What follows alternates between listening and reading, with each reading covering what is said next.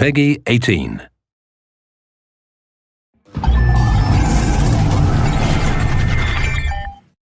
Hello everyone, I'm Colin Graham. I'm the animation director on Watchdogs, and today I'm excited to present to you a vertical slice of the Watchdogs free roaming experience. So actually, this is not a mission.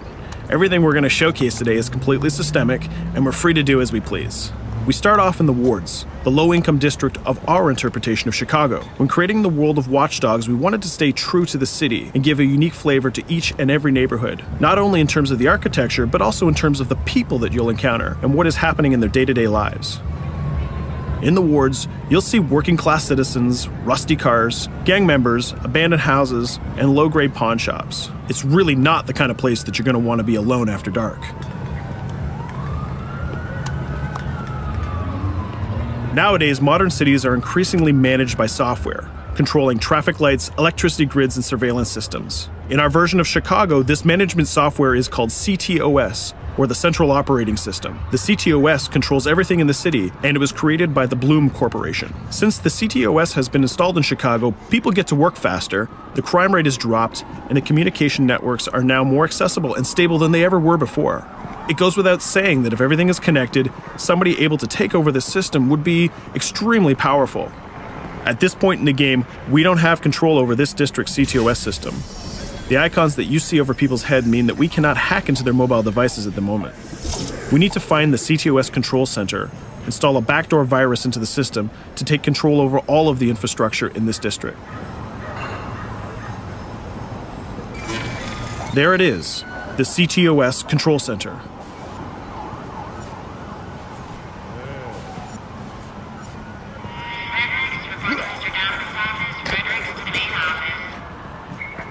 Watch it. You're walking someplace you got no business. It's heavily guarded.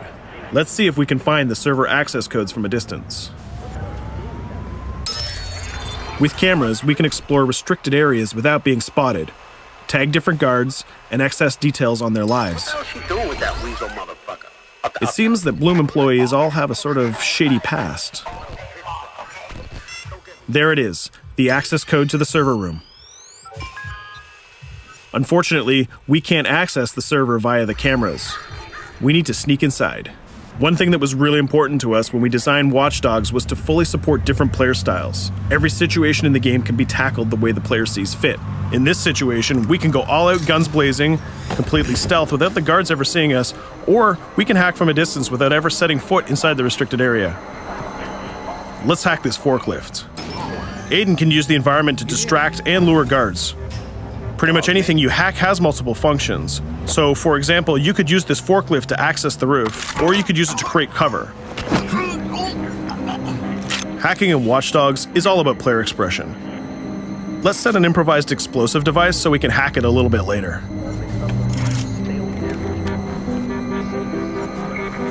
You'll also notice Aiden's low-profile stance.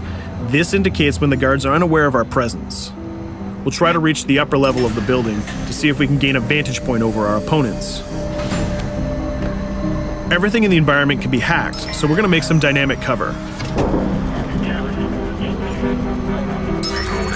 That's how you spend a day off. Some quality meat. We'll use this forklift to lure the guard towards our IED that we set earlier. Let's see how this plan unfolds. You're working them on.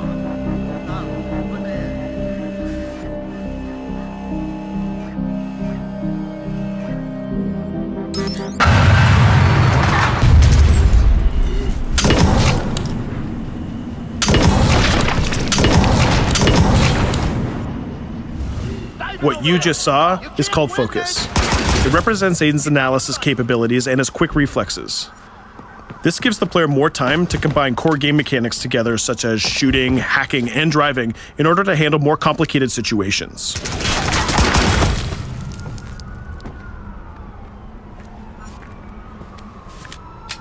Now we can access that control room.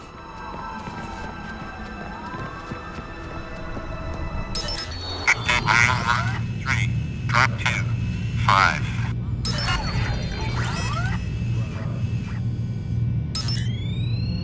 Now we'll be able to hack all of the devices connected to the CTOS within the districts. Thousands of cameras, traffic lights, the electricity grid, and most importantly, all of the citizen information profiles. We can also benefit from the Chicago Police Department Crime Prediction System, which uses facial and pattern recognition to spot potential criminals or potential victims.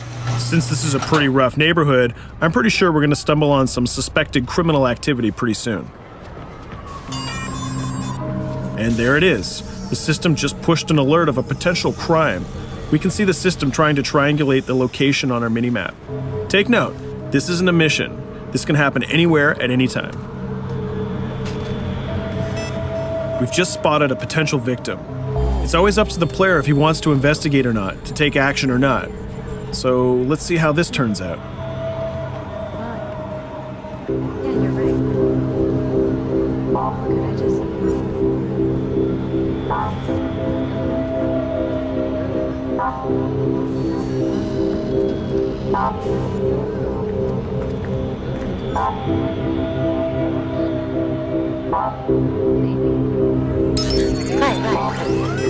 You think you're leaving me? Huh?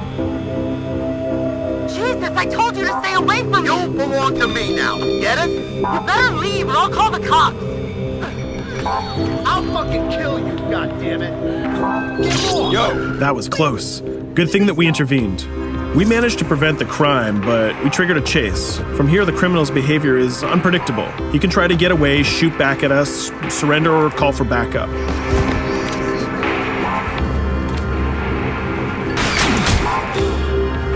It seems like he decided to get away by car. Let's chase him down. In Watchdogs, we have a wide variety of vehicles. Each one of them has their own unique properties and handling. Let's see how we can use the CTOS to our advantage to neutralize this criminal and leave the cops to deal with him later.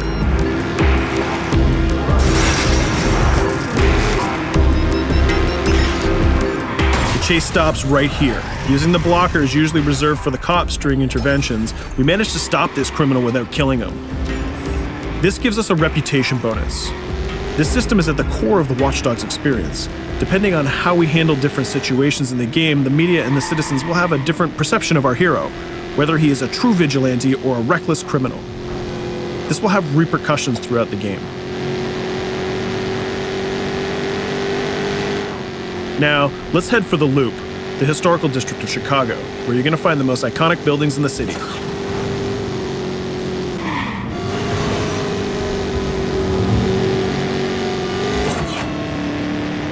We're going to go to a gun shop to see what arsenal is available for players. The economy is a big part of Watchdogs. Players will be able to grow their arsenal with weapons and craft their tools in order to increase their power and their hacking abilities.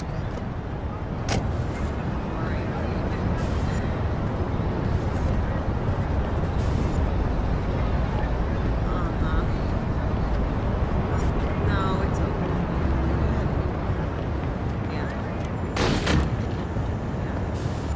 You will find all of the weapons that you would expect in a traditional shooter. Pistols, assault rifles, guns, sniper rifles, and grenade launchers, just to name a few. A lot of bullets were fired in our last encounter with the CTOS guards. Let's stock up on some more ammo. Finding everything.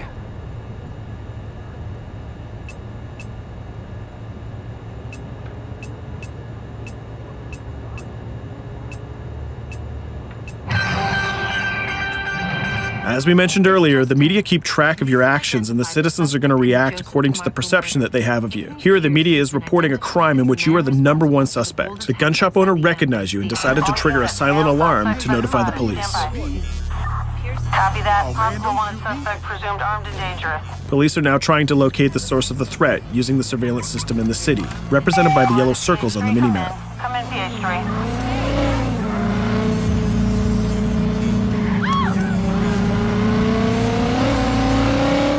Aiden is able to stall their efforts by hacking into their communication systems while avoiding the scanning areas.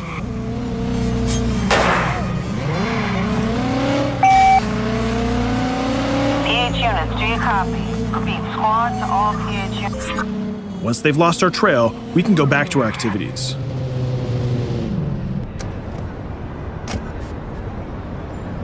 One thing that Bloom did to win over the population of Chicago with the CTOS project was to install free Wi-Fi hotspots throughout the city. Free Wi-Fi is cool, but not very safe with someone like Aiden Pierce around. Hacking into this box is going to give us access to every device that's connected to it. So let's see where that brings us.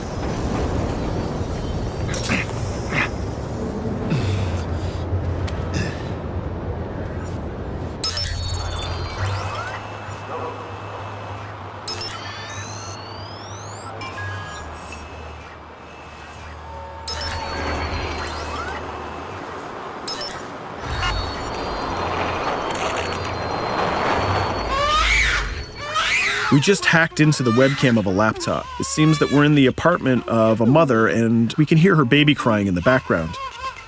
Her bank information is in her mobile phone sitting right there on the table in front of us.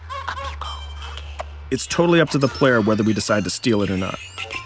Of course, this won't affect our reputation because nobody can witness this action. Just like in real life, nothing is totally black or white, but rather many shades of gray.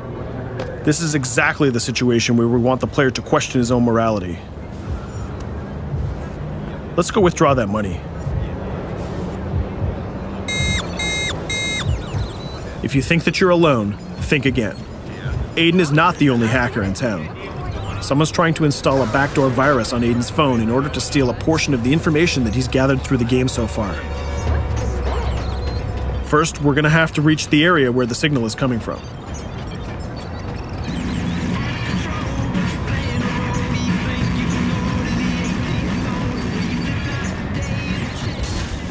Using our profiler, we're going to try to identify the hacker before the installation finishes.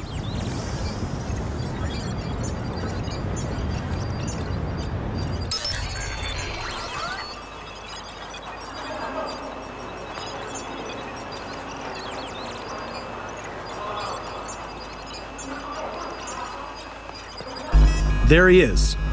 In Watchdogs, things aren't always what they seem to be. This is actually another player that seamlessly came into our single-player experience. Let's not let him get away with this. We're going to teach this guy a lesson.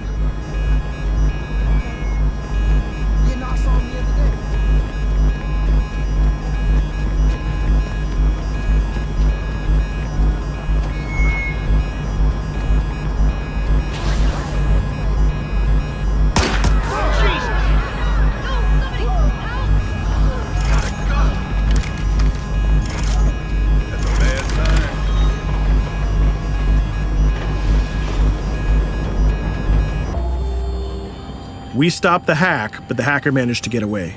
I don't know about you, but we can't let this pass by. We need to retaliate. Using the grid, let's see if we can find that second player. There he is. Let's enter his game seamlessly.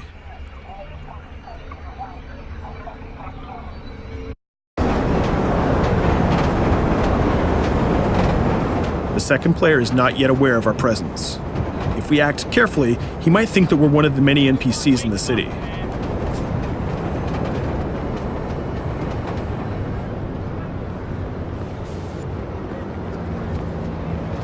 What was that?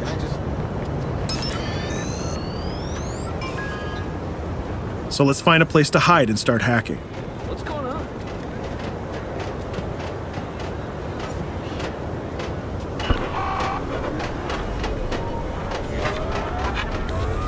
The second player has just been alerted that a breach has occurred on his phone. He's trying to find us using his profiler.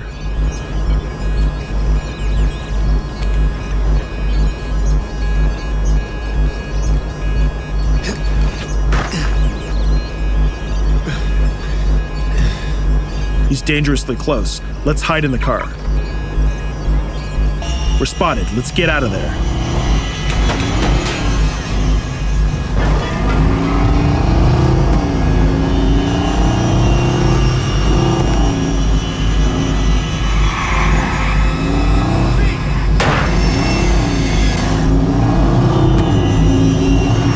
Let's set up an ambush right here. By dragging the other player back here into the alley, we make sure that no civilians get hurt during the firefight. We didn't succeed in hacking the second player, but we did get a little bit of revenge. So that's what we have time for today. We hope you enjoyed our quick gameplay session. Stay tuned for more about Watchdogs.